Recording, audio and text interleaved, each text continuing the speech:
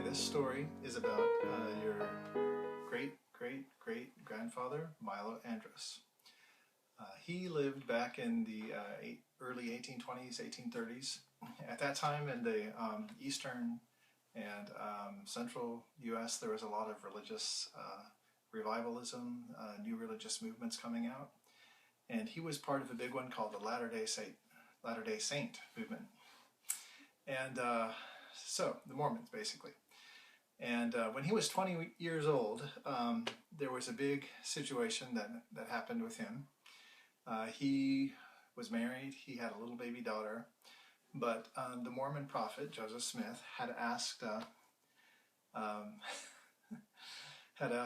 many of the Mormon men to go and help out some of the Mormons in Missouri.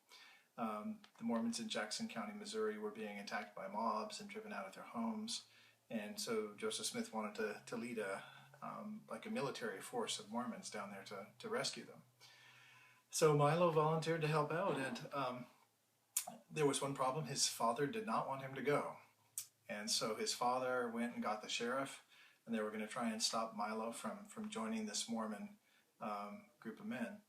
But Milo outsmarted him. He went to a tavern and inquired about some roads, and he ended up taking another route entirely. But because his father and the sheriff had heard that he had asked about those roads, that's where they had looked for him. So Milo was able to join up with the Mormon men. They were called Zion's Camp. They marched for almost 900 miles to get to Jackson County, Missouri. They had several adventures along the way, running into snakes, other angry mobs, terrible storms.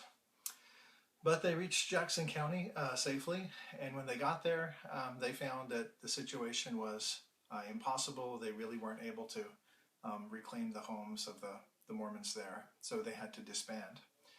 And as they were disbanding to go 900 miles back to their homes, cholera struck. It's a pretty terrible disease that killed a lot of people back then. And Milo actually got cholera, and he was really, really sick. But he was one of the fortunate people who recovered. And so he made it back home in the fall and was able to rejoin his family.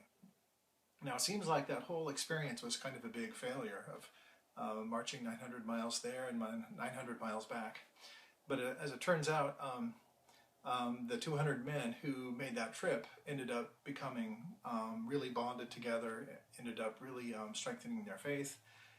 And so they became kind of the core leadership of the LDS movement. And that's one of the big factors that really helped the church to grow in those early days, is that group of men. Okay, that's the story of Milo Andrus.